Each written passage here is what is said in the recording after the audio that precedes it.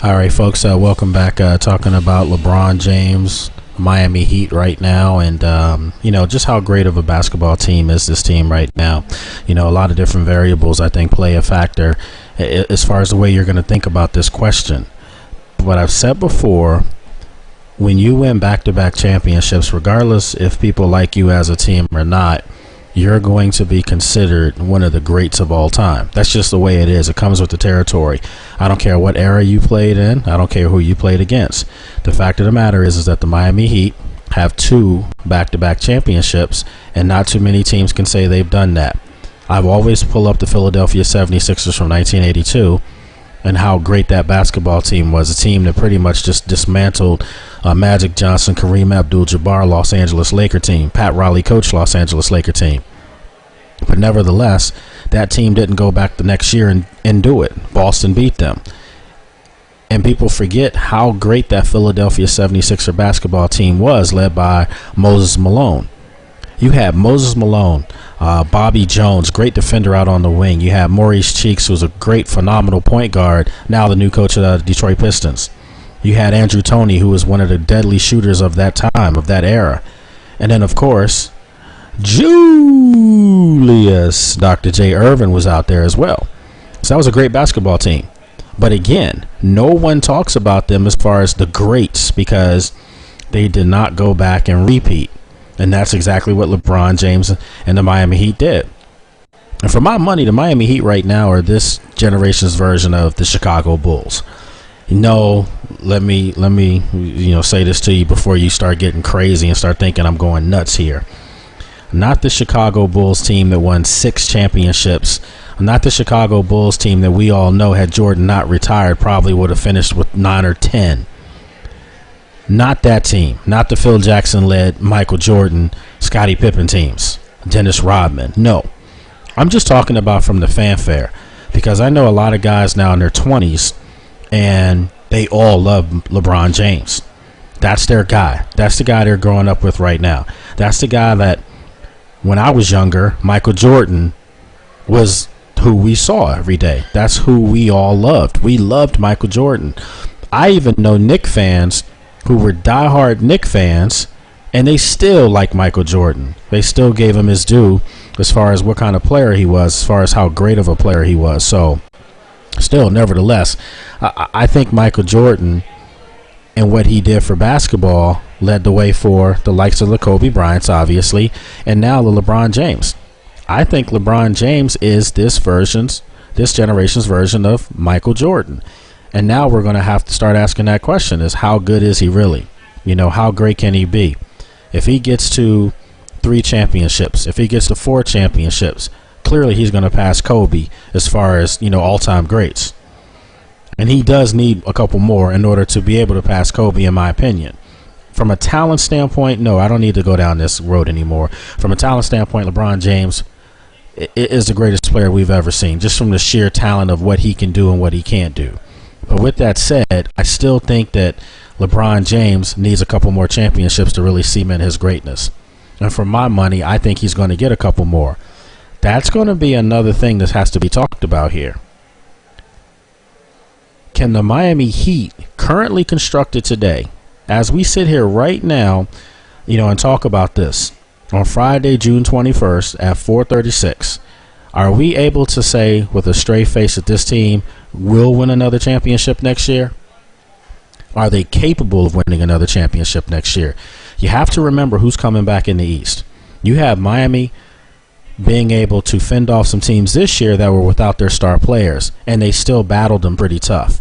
Chicago gave Miami all they could handle, even though at the end of the day, when you look at 4-1 Miami, it doesn't look like it was a competitive series. Absolutely not. It was a very competitive series, compelling series on top of that. Nate Robinson, I thought, played very well. But let's face it, the former league MVP, Derrick Rose, the youngest guy to ever do that, was not in the Chicago Bulls uniform and hasn't been over the last year. So if Derrick Rose can come back, and he stayed out of this year and stayed out of this year's playoffs to specifically, as he says, get that burst back in one of his legs. He wants to come back as the old Derrick Rose. Will that be seen? Obviously we're going to have to wait and see. But let's just say he does come back and he's 90% of what he was. That's better than 90% of the point guards in the NBA. So you have to think that Chicago, with their best player back, you have to like their chances. I think he can do some phenomenal things for that basketball team, and they're going to get a draft pick. So you just never know how next year unfolds for them. But they're going to be better. Boston, Rajon Rondo goes out with a knee injury.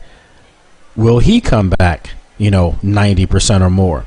And let's just say, hypothetically, and I understand when guys get hurt, you just don't know. But hypothetically, let's just say he does come back and he's healthy. Yeah, we know the talks right now with Boston is Kevin Garnett, maybe Doc Rivers going out to Los Angeles with the Clippers. But for my money, in the most part, if that team comes back intact and Rondo's back, think about Jeff Green, the emergence of Jeff Green this year, a guy that we all knew was a great player, coming from out of this Washington, D.C. market, also doing some work when he was with the Oklahoma City Thunder, and had to miss a year because of a heart problem, a heart ailment. He comes back this year, and as the season went on, he got stronger. And need I say, in the playoffs, I thought Jeff Green was Boston's best player. I thought he was their best player. So you bring this guy back, and you have Rondo back, you have a nice little young nucleus there, if Rondo's healthy. So that automatically elevates Boston. Now we have to talk about the Indiana Pacers, a team that took Miami to 7 games this year without perhaps their best player, who was out all year because of an injury, Danny Granger. If Danny Granger comes back 90% or more, you have to like the chances of the Pacers. I think out of all the teams in the East right now, I think the Indiana Pacers are the team that are literally right on the heels of the Miami Heat. And Miami is a team that's going to be a year older. Dwayne Wade, although he's 31, came into the league the same time Chris Bosh and LeBron James did. You have to understand that this guy's got a lot of miles on him. We're talking about a 31-year-old, maybe a 33, 34-year-old body. And with the type of play that he has and the way he plays his game, attacking all the time, I'm not sure if he's going to be as effective over the next year or two. Yeah, you can still see him burst, and at times he can, garner up some energy and save some things and show you that he's still an elite player. And I'm not saying he's not. But at the end of the day, they're a year older, and there's going to be some other teams, some upstart teams that are going to be sitting right there trying to challenge them. Who's to say Dwight Howard maybe doesn't come east, end up in Atlanta? Who's to say Chris Paul doesn't come east? I think with Doc Rivers, this whole situation out with the Clippers, if the NBA is trying to nix that deal and Doc Rivers has to stay in Boston, I think you may see some guys from the Western Conference come east. You may see Chris Paul and Dwight Howard together in Atlanta. That's going to be in the same Southeastern Conference as the Miami Heat, the Washington Wizards. Yeah, people laugh when I say that, but they're going to be an improved basketball team next year. They were improved when John Wall, the light bulb, came off. They're going to be an improved basketball team, and they have the number 3 pick in the draft, too.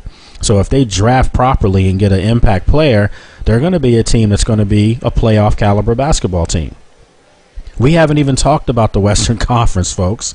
You saw this year from last year that Oklahoma City, when they got to the championship, they were almost like a deer in headlights.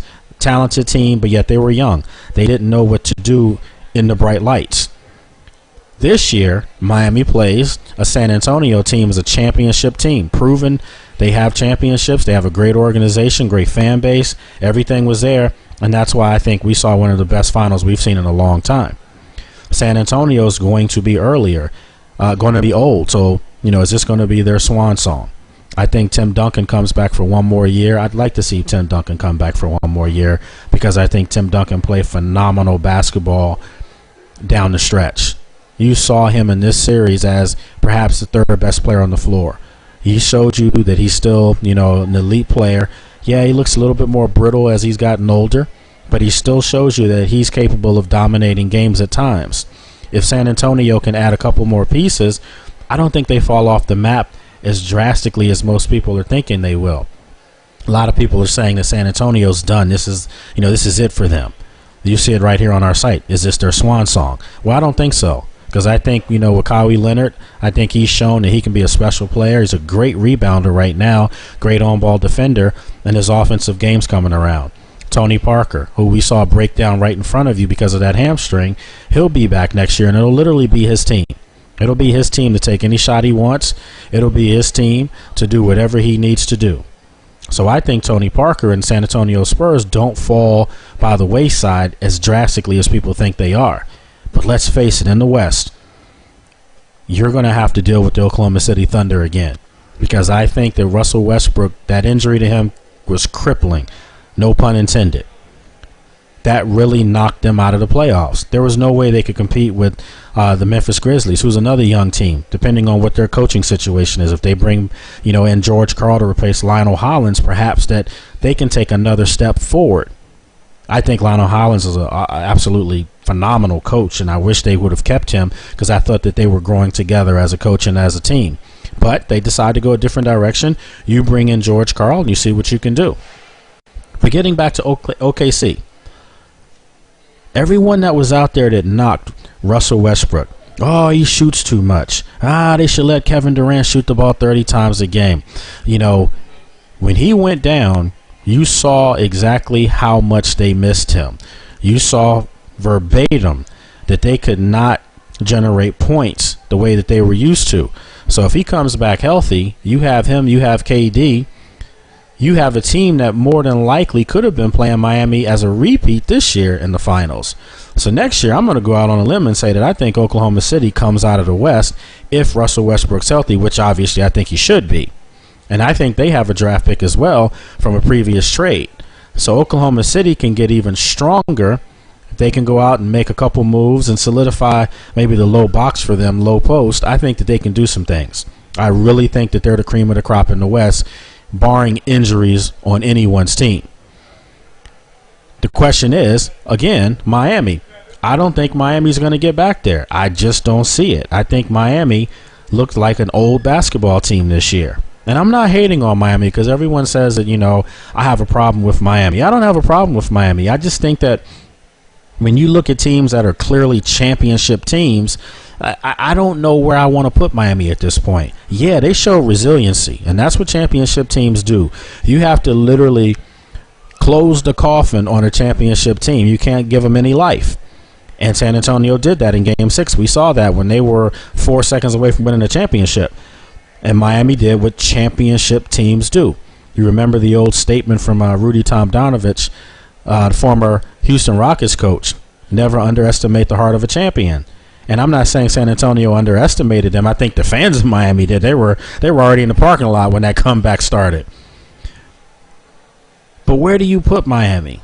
Let me know your thoughts. You can email me as always right here, Sports Journey. You can email me at shows@sportsjourney.com. If you want to follow us and talk to us via social media, very simple. You can write us on Sports Journey, and we will read your questions on live air. Lots of stuff we're going to be talking about later on. What's going on with Aaron Hernandez and the whole situation in New England. We're talking about one of the elite young tight ends in the NFL, one of the mainstays in New England also. The situation does not look good. Not speculating on, what the outcome is going to be, but just from afar, just looking at this as it, comes to fruition more, comes to detail, it does not look good for Aaron Hernandez at this point. And I think the police department up in New England is trying to, portray that they have a case here. There's a warrant put out for him today from obstruction of justice. Who's to say that he's covering up from someone, if not himself? So this situation does not look good. And from a sheer football standpoint, I understand we're talking about a young man that lost his life, was murdered. And we're talking about a young man who, if he's involved in any way, shape, or form, could lose his career and his livelihood at the same time. However, from a football standpoint, because obviously we're a sports show, we like to stick to the topics at hand. So from a football standpoint, if you're Tom Brady right now, I don't know if you're feeling too good here, because you have to think about it. Rob Gronkowski is hurt right now. You're not sure if he's coming back. He's had a couple surgeries since he broke that forearm. Now recently had back surgery. And his forearm's still not where it needs to be. And he had 4 surgeries on that broken forearm. Now you look at Aaron Hernandez, his second tight end, and another go-to guy in that offense.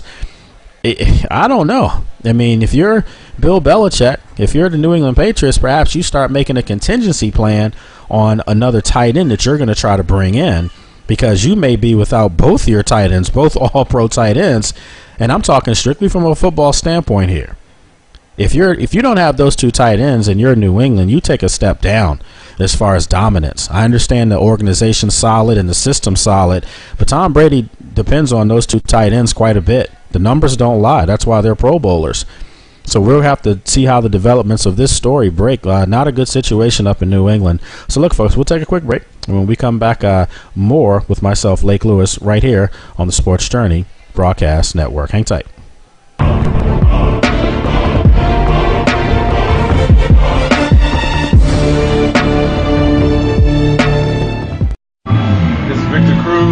Wide receiver of the New York Giants, and I just came off the show at Sports Journey. Had a great time with Lake, and I definitely want to come back and do it again.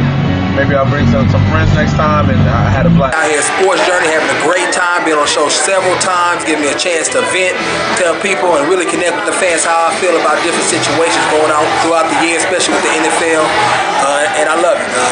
Haven't met a lot of people out here, and just going to continue to come back and continue to grow this relationship with me and Sports Journey and my boy Lake Lewis.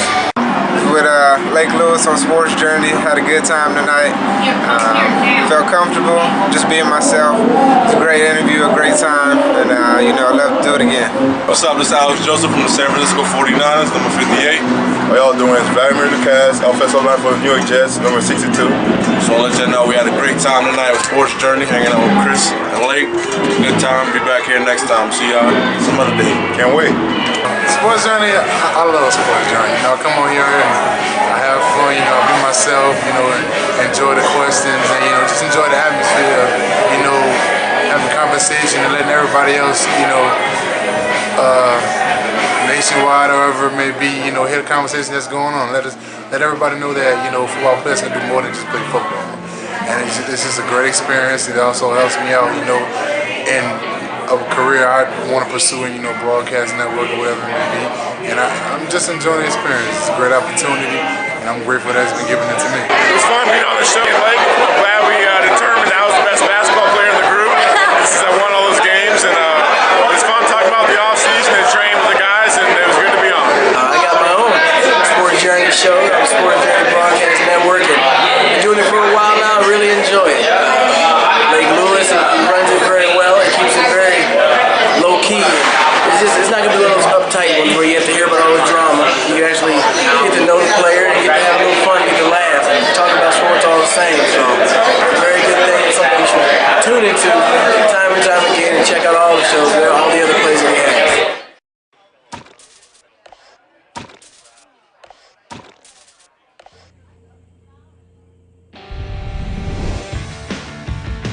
Welcome to Hooters. Right this way.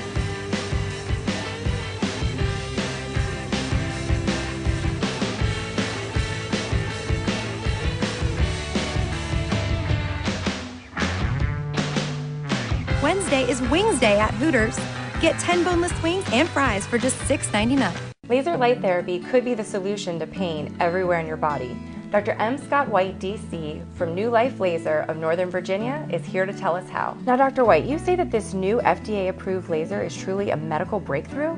That's right. It's the most amazing device I've seen in over 27 years of practice. We're using the laser to treat all sorts of problems like spinal stenosis, herniated discs, degenerative disc disease, sciatic leg pain, and even arthritis. We're helping people eliminate their pain without the need for drugs or surgery. And I understand that you have an incredible success rate. Is that right? That's correct. Many patients feel significant pain relief after just one treatment. And you have a fantastic offer today.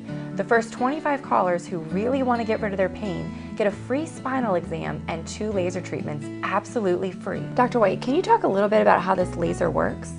The laser penetrates deep into the body. It decreases inflammation, increases blood flow, and stimulates new healthy cell growth. The laser speeds up the healing process even in difficult cases that haven't responded to other treatments. Now I'm sure people will want to know, is the procedure painful? Not at all. In fact, patients actually tell us it feels like a warm massage. Well, there you have it, a truly unbelievable no-risk special. The first 25 callers will receive a spinal exam and 2 laser treatments absolutely free. So don't wait, call 1-800-PAIN-FREE right now.